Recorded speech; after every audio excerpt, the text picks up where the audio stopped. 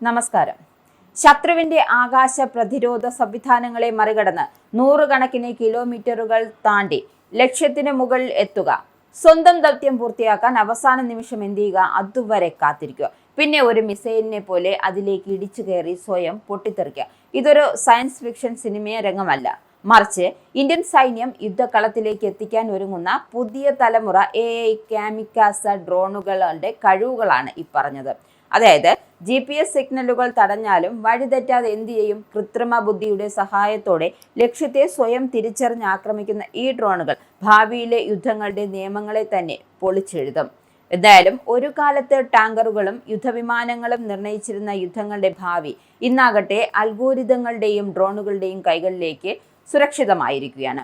Drone സ്വയമിംഗ്, തത്സമയ യുദ്ധ നിരീക്ഷണങ്ങൾ, വിവര യുദ്ധം, ഇന്റലിജൻസ്, ലോജിസ്റ്റിക്സ്, സ്വയം പ്രവർത്തിക്കുന്ന ആക്രമണ സംവിധാനങ്ങൾ എന്നിവയെല്ലാം ഒരു ഒറ്റ AI യുദ്ധ പരിസ്ഥിതിയുടെ ഭാഗമാക്കാനുള്ള പദ്ധതിയാണ് ഇന്ത്യൻ സൈന്യം മുന്നോട്ട് വെക്കുന്നത്. യുദ്ധകളത്തിലെ ഓരോ നിമിഷവും വിശകലനം ചെയ്യുകയും ശത്രുവിന്റെ നീക്കങ്ങൾ മുൻകൂട്ടി തിരിച്ചറിയുകയും ആക്രമണങ്ങൾക്ക് ഏറ്റവും അനുയോജ്യമായ സമയം നിർണ്ണയിക്കുകയും ചെയ്യുന്ന ഒരു ഡിജിറ്റൽ സൈനിക ബുദ്ധിയെ സൃഷ്ടിക്കുകയാണ് ഈ പദ്ധതിയുടെ ലക്ഷ്യം. AI സഹായത്തോടെ പ്രവർത്തിക്കുന്ന ലക്ഷ്യം തിരിച്ചറിയൽ സംവിധാനങ്ങൾ, ഡ്രോണുകളിൽ നിന്നുമുള്ള വിവരങ്ങൾ മാത്രമല്ല, ഉപഗ്രഹങ്ങൾ, ഭൂതല സെൻസറുകൾ, നിരീക്ഷണ സംവിധാനങ്ങൾ എന്നിവയിൽ നിന്നുമുള്ള വിവരങ്ങളും ഒരുമിച്ച് വിശകലനം ചെയ്യും.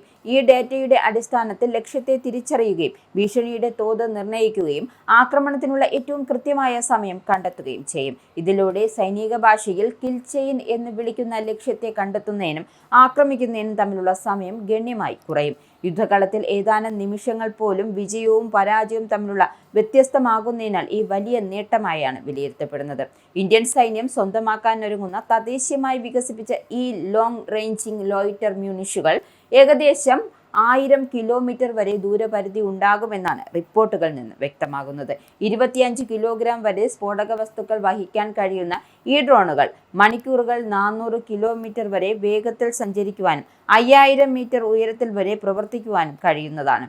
ഇതോടെ പാകിസ്ഥാന്റെയും ചൈനയുടെയും അതിർത്തിക്കുള്ളിൽ ആഴത്തിൽ സ്ഥിതി ചെയ്യുന്ന ലക്ഷ്യങ്ങൾ പോലും ഇന്ത്യൻ സൈന്യത്തിന്റെ ആക്രമണ പരിധിയിലാകും. പ്രത്യേകിച്ച് ലഡാക്ക്, കാരക്കോറം പർവ്വതനിരകൾ പോലുള്ള കുന്നിൻ പ്രദേശങ്ങളിൽ ഈ ഡ്രോണുകൾ നിർണായകമായ പങ്കുവഹിച്ചേക്കും. പരമ്പരാഗത യുദ്ധവാഹനങ്ങൾക്കും സൈനിക യൂണിറ്റുകൾക്കും പ്രവേശിക്കാൻ ബുദ്ധിമുട്ടുള്ള പ്രദേശങ്ങളിലേക്ക് അതിവേഗം എത്തിച്ചേരുവാനും ലക്ഷ്യങ്ങളെ എന്ത് ചെയ്യാം, കൃത്യമായി ആക്രമിക്കുവാനും ഇവയെ കൊണ്ട് കഴിയും. എന്നാൽ കുന്നിൻ പ്രദേശങ്ങളിൽ യുദ്ധത്തിൽ ഇതുവരെയും ഉണ്ടായിരുന്ന ഭൗമശാസ്ത്രപരമായ പരിമിതികളെ തന്നെ ഇത്തരം സാങ്കേതിക വിദ്യകൾ മാറ്റിമറിച്ചേക്കുമെന്നാണ് പ്രതിരോധ വിദഗ്ധരുടെ വിലയിരുത്തൽ. ഇന്ത്യയുടെ ഈ മുന്നേറ്റം എന്നത് ആത്മനിർഭർ ഭാരത് നയവുമായി നേരിട്ട് ബന്ധപ്പെട്ടതാണ്. വിദേശ രാജ്യങ്ങളെ ആശ്രയിക്കുന്നതിന് പകരം തദ്ദേശീയ സാങ്കേതിക വിദ്യയും ഇന്ത്യൻ ഗവേഷണ സ്ഥാപനങ്ങളുടെ സ്റ്റാർട്ടപ്പുകളും സ്വകാര്യ പ്രതിരോധ കമ്പനികളും ചേർന്നാണ് ഈ സംവിധാനങ്ങൾ വികസിപ്പിക്കുന്നത്. ഇന്നൊവേഷൻസ് ഫോർ ഡിഫൻസ് എക്സലൻസ് പദ്ധതിയുടെ ഭാഗമായി നിരവധി സ്റ്റാർട്ടപ്പുകളും വ്യവസായ സ്ഥാപനങ്ങളും ഈ മേഖലയിലേക്ക് കടന്നു വരുന്നുണ്ട്.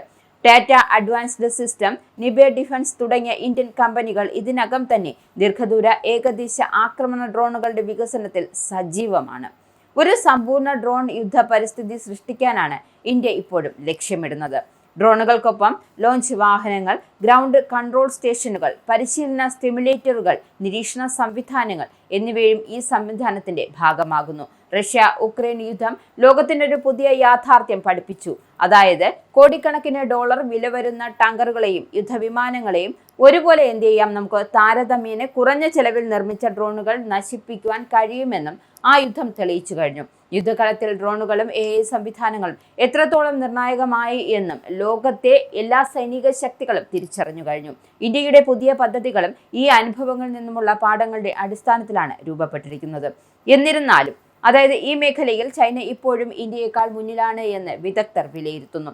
പീപ്പിൾസ് ലിബറേഷൻ ആർമി വർഷങ്ങളായി റോബോട്ടിക്സും AI സംയോജിപ്പിച്ച് യുദ്ധ സംവിധാനങ്ങളിൽ നിക്ഷേപം നടത്തുകയാണ്. അതുകൊണ്ട് തന്നെയാണ് ഇന്ത്യയുടെ ഈ പുതിയ പദ്ധതികൾ ഒരു സാങ്കേതിക വികസനം മാത്രമല്ല, ഭാവിയിലെ യുദ്ധങ്ങൾക്ക് വേണ്ടിയുള്ള ഒരു തന്ത്രപരമായ അനിവാര്യത കൂടിയാണ്. പാകിസ്ഥാനെതിരെ ഭീകരവിരുദ്ധ പ്രവർത്തനങ്ങളിലും അതിർത്തി കടന്നുള്ള തീവ്രവാദ കേന്ദ്രങ്ങൾക്കെതിരായ ആക്രമണങ്ങളിലും ഇത്തരം ഡ്രോണുകൾ നിർണായകമായ ആയുധമായി മാറാറുണ്ട്.